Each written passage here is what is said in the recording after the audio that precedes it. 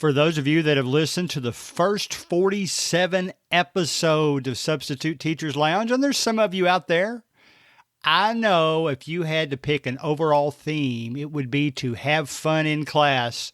You know I like to joke around. You know I like to be funny. And Theresa wrote a book, The Joke Machine, and she's going to talk to us today about laughter in the classroom. You're going to love it. Substitute Teachers Lounge.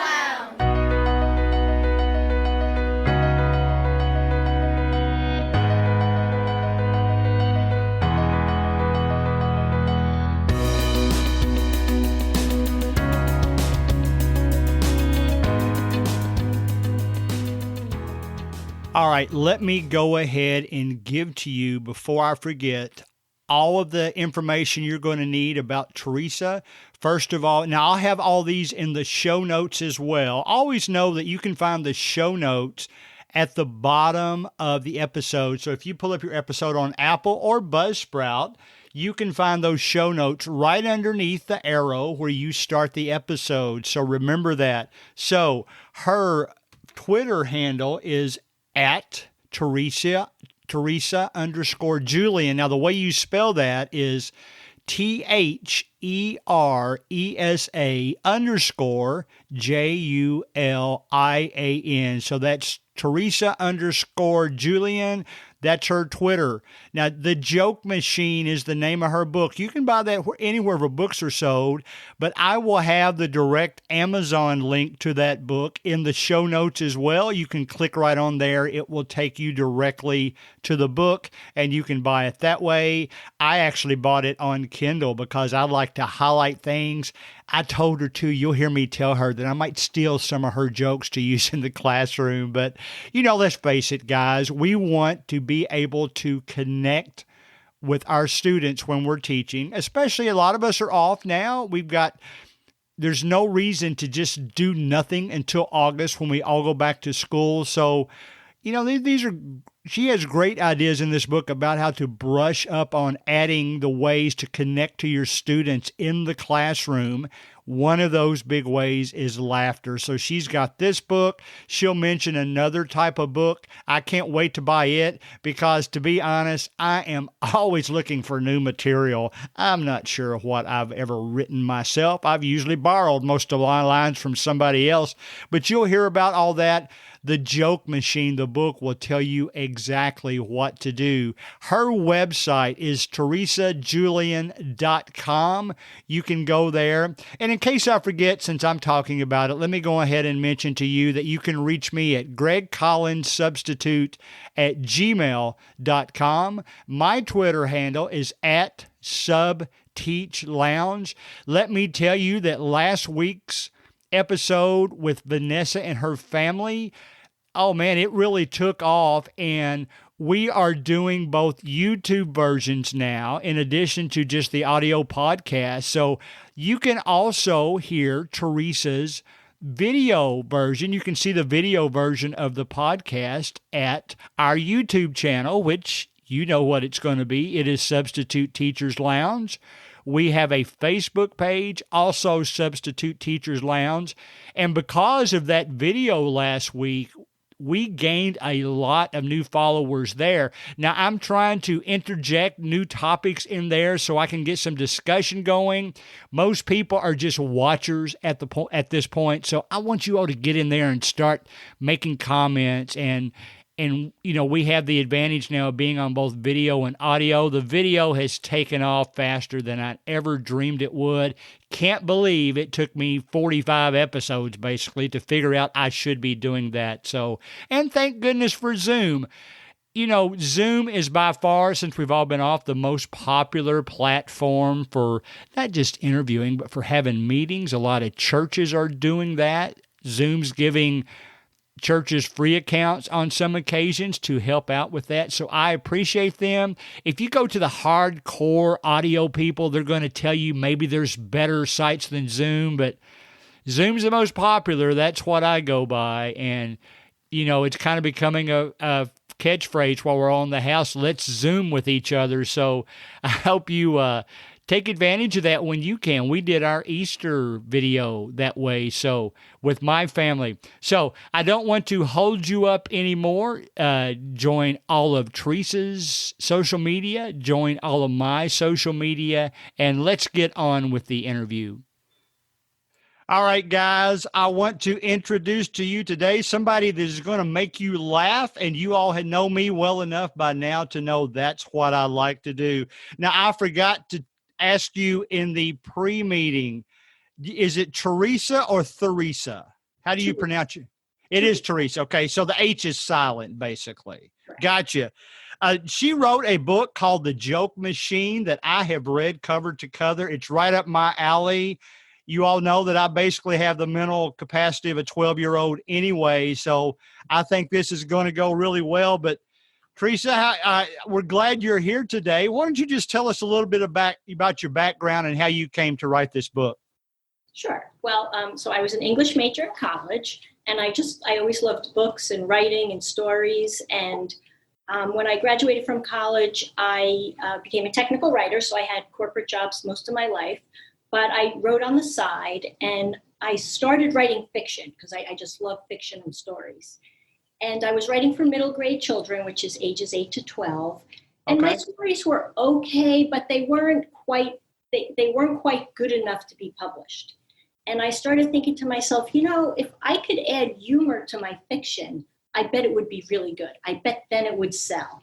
Yes. And I started researching humor, and I started really loving it because I found that there's kind of a science to it. And I was amazed that it's something that can be learned, because I grew up thinking that, either you're born with the funny gene or you're not.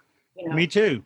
Me too. But it really is a skill. And I just enjoyed learning it so much that I decided to put my fiction aside and to write a nonfiction book about how to be funny. And ironically, that's the one that sold. And I actually have more books coming out about humor. I have another one coming out about physical humor. And it's just, I'm hoping it's going to turn into a series about, different types of humor. So. Oh, that would be great. That would be great. By the way, listeners, I will, in the show notes to this episode, I will put down both the name of the website and a link to how you can buy that book.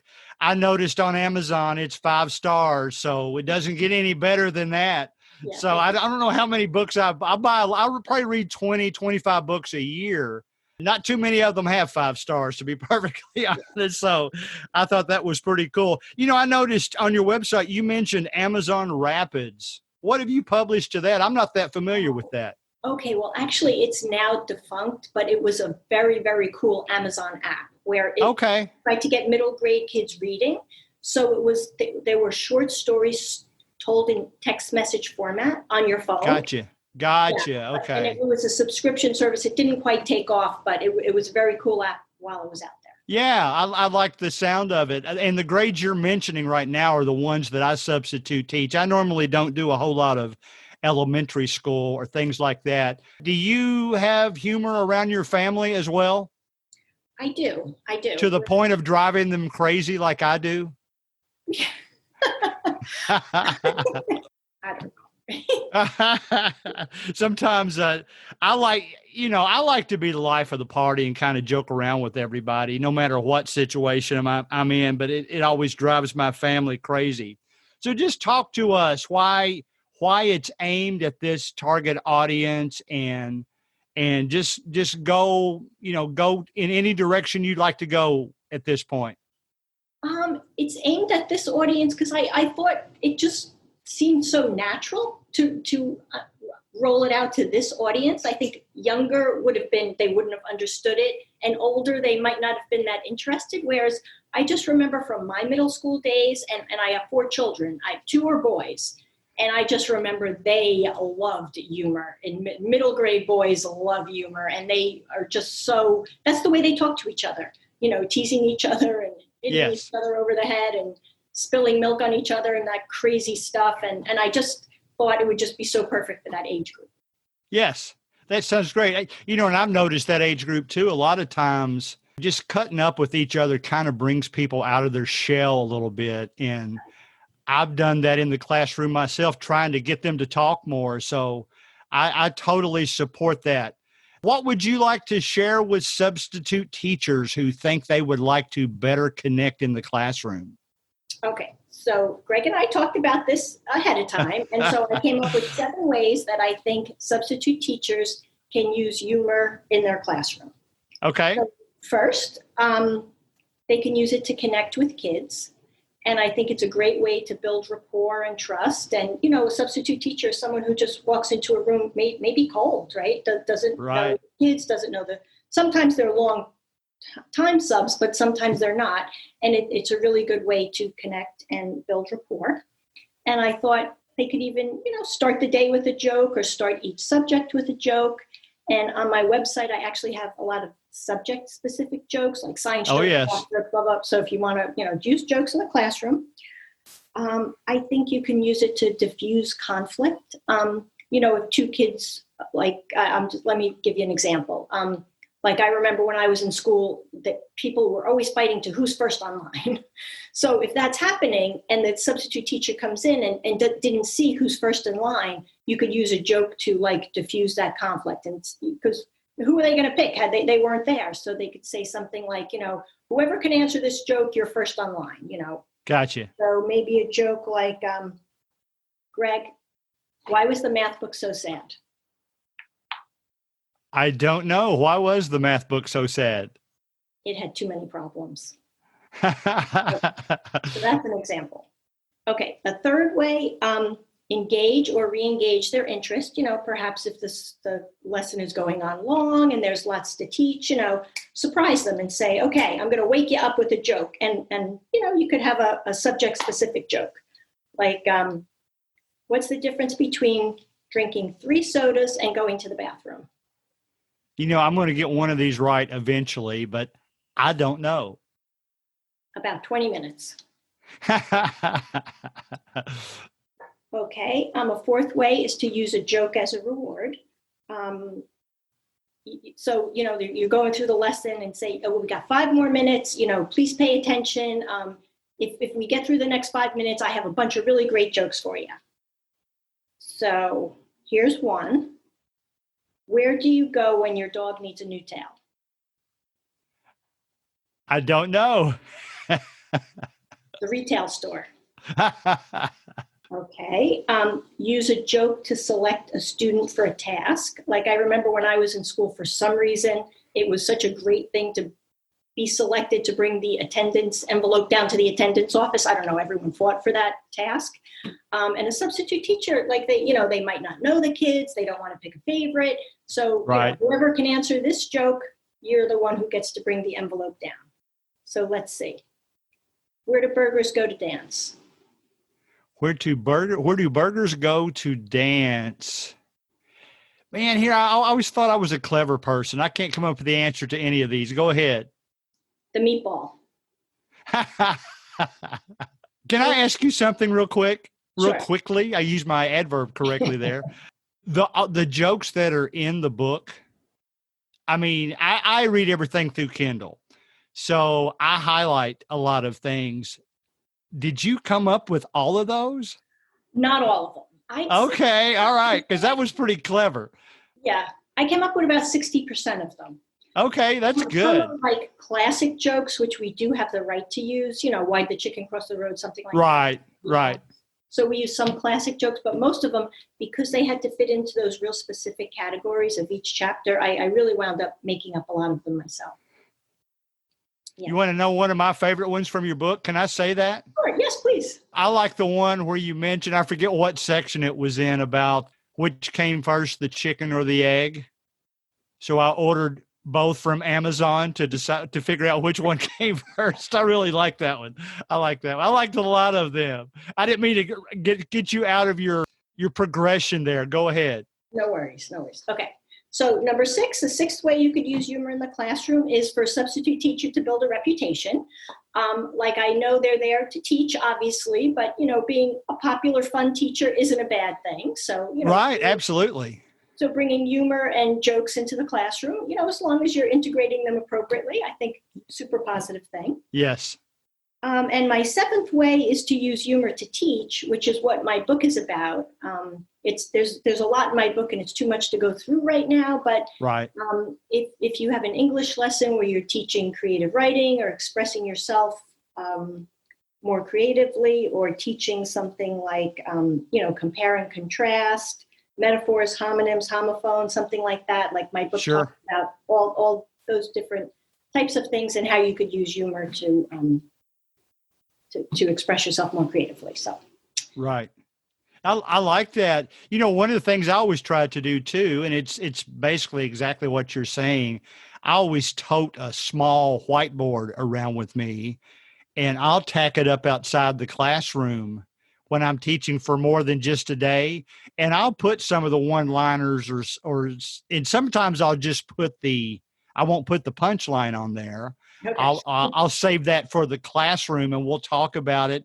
And then sometimes I'll let them challenge themselves. Now that I've read your book and got a better feel for how to do that, I can see ongoingly, maybe challenge them to come up, especially if I'm in there for several days, come up with your own joke. Let me give you a topic, or maybe let me give you everything but a punchline and see who comes up with the best answer. So I can just see this going all directions. Right. I mean, you really do learn a lot about words and the placement of words and, the like rhythm of words by trying to create jokes. So I think it's just such a valuable subject to study. I don't know. I love it. I do too. You mentioned creative writing. Is it your theory that kids can punch up what they write for their teacher by adding some humor in this regard? Absolutely. And I think so too. And I think if a teacher's reading 30 papers and one happens to be funny, it makes them laugh. Oh yeah, absolutely. A little bit of a better grade. So it's not a bad thing. And it's a great skill to develop as a kid because you could use it through life. Yes, yes. Even in your professional career, if you're making a speech or any kind of public speaking, most people start with a joke or try to add somewhere. Yes, and I like, I had never thought about it. I guess I had, but subconsciously, the way you structure. I mean, maybe come up a couple of chapters, you come up with an idea first and then create the joke around that idea. And that would be perfect for what you were just talking about. Channel it to the group you're talking to. Even if you hear a joke that's funny, make it more personal when you get to that group. I picked that up while I was reading the book too. So I really enjoyed it. You did a good job. Thank you. Thank you. All right. Tell us, you mentioned you're writing other things. What other things do you have in your future? Okay. So the next book that's coming out in the fall of 2021 is a book about pranking, and it's going to be in the same lines as The Joke Machine. It's going to be the similar characters, Dr. Crankshaw and Lola, and kind of like the second book in the series. So it's going to teach kids how to prank, but it's also going to teach them a lot about physical humor. Okay. So it's going to teach them how to use funny faces and funny voices and crazy arms and legs and different acting and physical humor in their pranks.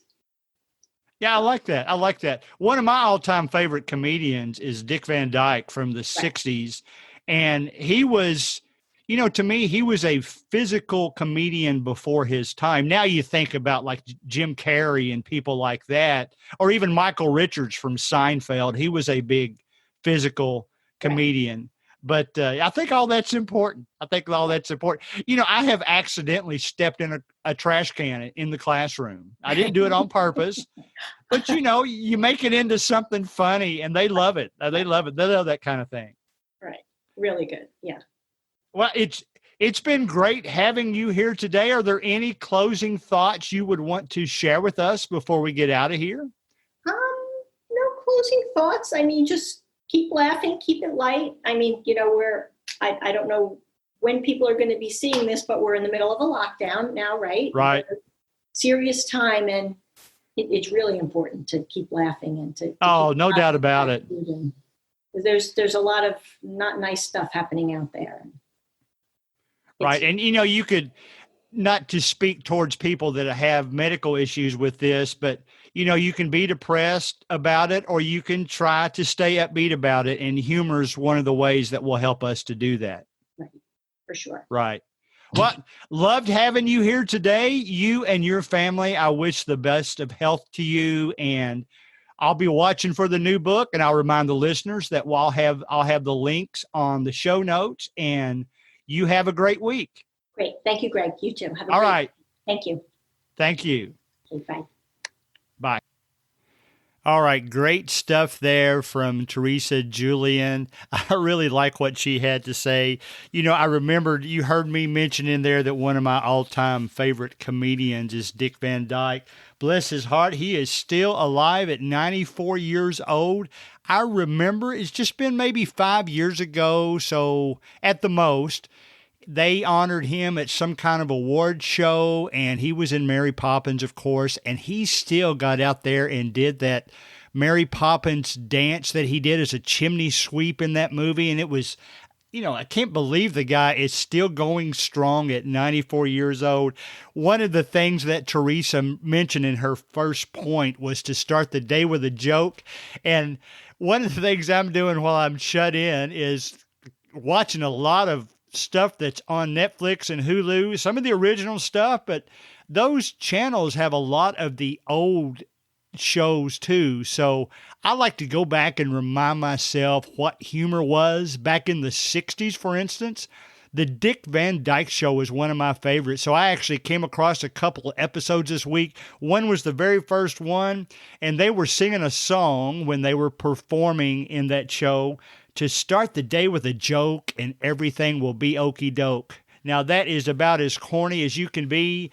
That was funny back in the 60s. I think it's funny now. I can see something like that making my students laugh in a classroom. So thank goodness that even though we all might be going through some unfortunate situations, try to keep some humor, try to stay upbeat, try to add laughter in appropriate places and at appropriate times, and it kind of helps loosen people up, and I'm glad that we all have the gift of humor. Please buy Theresa's book, The Joke Machine. You'll find the link right there on my show notes. It will help you in the classroom. It'll give you something to read this summer. A lot of us are not going back to substitute teaching until August now. Kentucky is in that situation. I know a lot of other states are too. We hope that we get back to normal. Who knows what the new normal is going to be? Who knows what handshakes will become now? But let's, in everything, remember to have a sense of humor and to add laughter to our situations. Next week, we've got an episode coming up. I won't tell you who I'm interviewing, but while we've been down, sometimes a lot of us have gone through like parades through areas where our kids live just to let them know that we're missing them. And sometimes it makes us think that, maybe I didn't treat that kid as well as I should. It's kind of brought it out of us now that we want to give everybody, treat them all with respect. And we're going to talk about that with our guests next week, treating every child with respect, regardless of their situation or background. So we'll look for you next week, episode 49 of Substitute Teachers Lounge.